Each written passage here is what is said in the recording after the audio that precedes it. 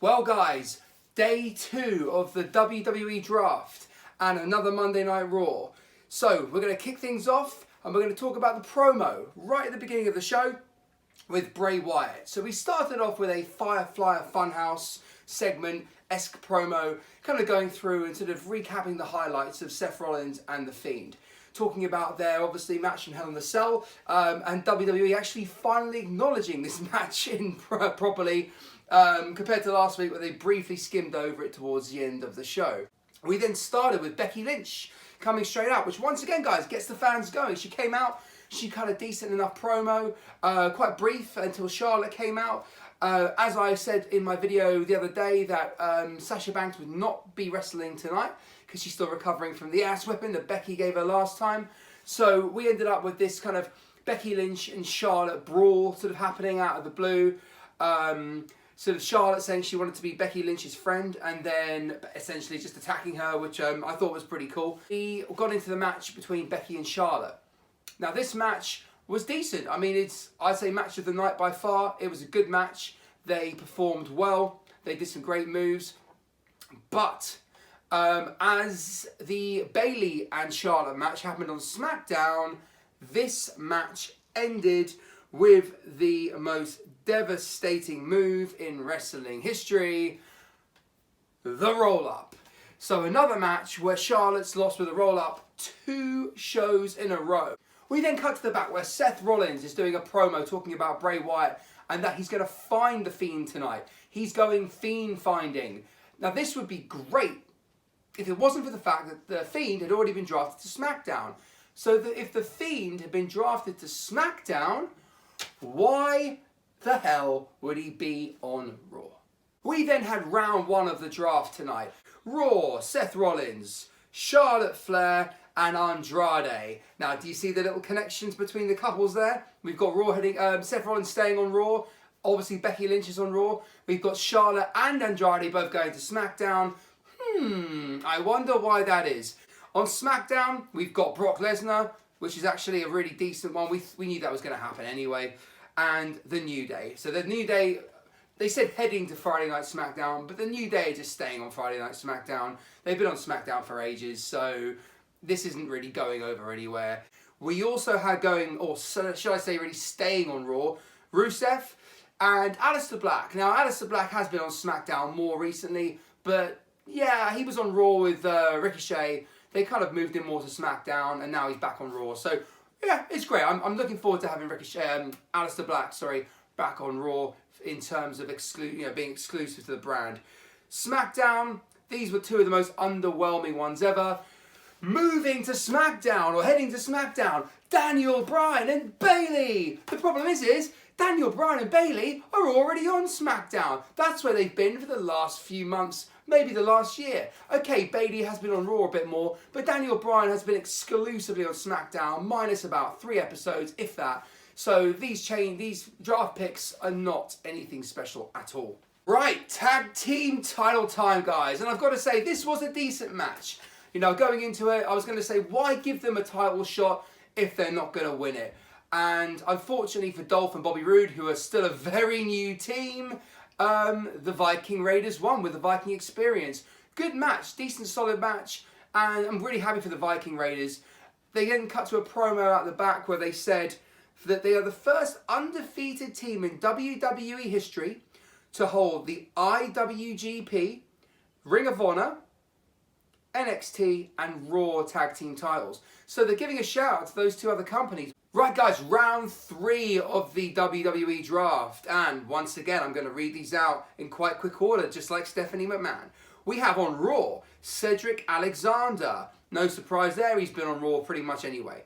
We have Humberto Carlino. Now, this guy I'm not too familiar with. I've seen him a little bit on 205 Live, but I don't really watch 205 Live that much just because there's only so many hours in the day. Luckily, 205 is kind of coming to an end and we're just going to get the cruiserweights now distributed on each show, particularly NXT. So this could be a good thing. It brings opportunity for the guy anyway. We also have on Raw Eric Rowan, which I guess will end the rivalry between him and Daniel Bryan and Roman Reigns. So that was great. On SmackDown, we have Ali, who was on SmackDown anyway, and Shinsuke Nakamura, who was on SmackDown anyway. I know it's no big deal, but you may as well have just said, you know, let's just keep all the champions on the respective brands, because the 24/7 title, which we'll talk about in a minute, and the women's tag team titles can be defended on any given show. We then had Aleister Black actually wrestle, which was great. We had him come out with his entrance music, and I love his entrance. It's great, it's dark, and he then took on Eric Young. We then had round 4 of the WWE draft. Once again, Stephanie McMahon coming out and reading names. Now, sorry to be negative, guys. I don't want to be negative. I always look at WWE quite positively when I watch it. But I mean, come on, this is so boring, especially cutting to the Fox and the USA executives, like getting up and like, yes, we got someone, we got someone. Who cares? Who gives a shit? I'm sorry, but no one cares about the Fox or the USA executives. I will say this though, the fact that USA and Fox are legitimately campaigning for some of these stars is a good thing. The difference is there's no characters there, so we don't care. If you know, Eric Bischoff and Paul Heyman were doing it on behalf of Fox and USA, it might be a lot better, because we could have actually had some people come out, had some banter between the two, had some nostalgia, and actually built this better. So the fact that this is just people in the boardroom and Stephanie McMahon reading names, sorry guys, that is pretty boring to me. So round 4, on Raw, Buddy Murphy, Jinder Mahal, and R-Truth, the 24/7 champion, which doesn't really mean much while he's holding the title, because obviously it can be defended any place, anytime, anywhere. On SmackDown, the team of Dolph Ziggler and Bobby Roode, who just lost the titles, so you would have thought they'd actually be broken up and go on singles runs now, and Carmella, who's already basically on SmackDown pretty much most of the time anyway. They also mentioned about one WWE announcer will be very happy that Carmella's on SmackDown, of course referring to Corey Graves. So that's the 3rd couple WWE have kept together. Now, I say the 3rd couple, but we know now that Bobby Roode and Rusev are both going to be on Raw. This means Lana's on Raw, so this means in real life Rusev and Lana stay together. So that's 4 couples that WWE have kept together. Up next, guys, we had Ricochet taking on Shelton Benjamin in, once again, a very short kind of match, a quick kind of exhibition match. Nothing really going on here, no time to get the crowd going. They had this whole, these old superheroes, a real gimmick, which, is cool, especially for kids. It's awesome, it will sell some t-shirts. He beat him with the recoil and not his big 360 splash, which is obviously a bit, annoying. I always want to see that splash, but hell, it's only Monday Night Raw, guys. Okay, guys, now what is going on with Lana? We cut to her having a foot massage out the back. Probably just out the back somewhere in a set, but obviously meant to be in a massage parlour. Asking this girl that who's giving her the massage, she wants it deeper and harder. So there's obviously no innuendo there whatsoever. Bobby Lashley comes along and then she tells him how gentle he is, which obviously doesn't make much sense at all. And that Lashley is a lot better than Rusev ever was. That's all I'm saying on this, guys. I think we're going to have to wait till next week on that one. The contract signing between Tyson Fury and Braun Strowman was actually okay. I mean, nothing really happened much. I think they don't want to get Tyson injured before the match. Braun's Braun. He does his kind of very kind of monstery, robotic-y promos that no one would ever talk like that in real life. And Tyson Fury held his own. He didn't sort of stumble really.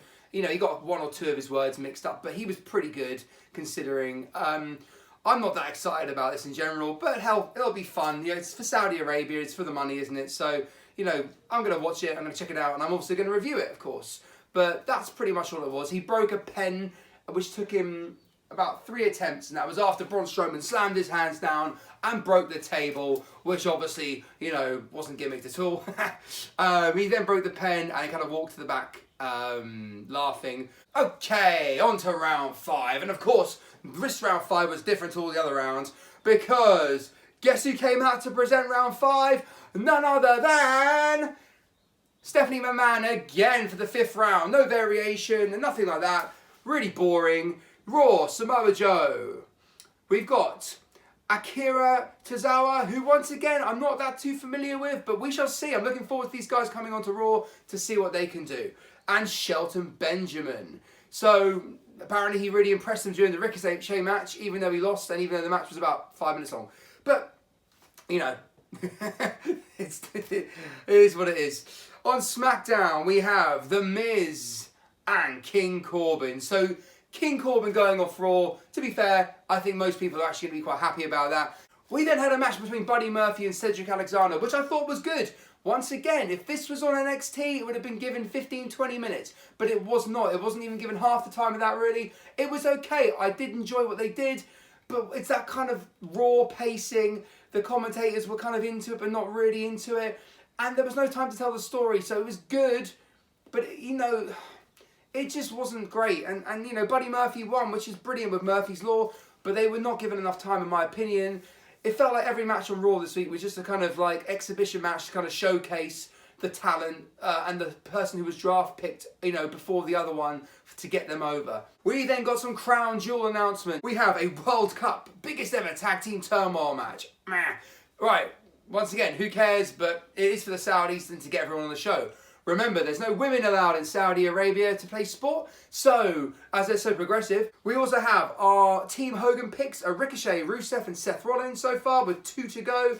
We have Team Flair, Shinsuke Nakamura, Randy Orton, Baron Corbin and Bobby Lashley with 1 to go. We were also informed of Seth Rollins going to be taking on The Fiend in a Falls Count Anywhere match. And the final round of the WWE draft, read by none other than our own Stephanie McMahon, Raw, Rey Mysterio, Titus O'Neil, like who the hell even knew what show he was on in the first place, and Liv Morgan. Now, Liv Morgan's been away for a while. She says she's going to come back and be real, so let's see if she's got a new look, which I really hope she does. On the SmackDown side of things, Shorty Gable has been drafted, and they even call him Shorty Gable because, of course, the commentators, they're not heels at all. They just like to rib on him for being short too, even though apparently he doesn't care. The last pick on this round was Elias, and Elias is awesome. I just hope they do something with him. He was going so far last year, and this year's just been a crappy year for him ever since they put him with Shane McMahon. So, let's see, guys. Let's hope and pray for Elias. These are the last segments of Raw. For some reason, we had the Kabuki Warriors taking on Natalya and her mystery partner, which was Lacey Evans. Now, why in the hell was Natalya teaming with Lacey Evans all of a sudden? They were rivals on SmackDown recently. They've had like a Falls Count Anywhere match. Last Woman Standing match, beg your pardon. And now they're basically tag team partners. There's no storyline to it. They lost the match. Nothing even happened afterwards between them.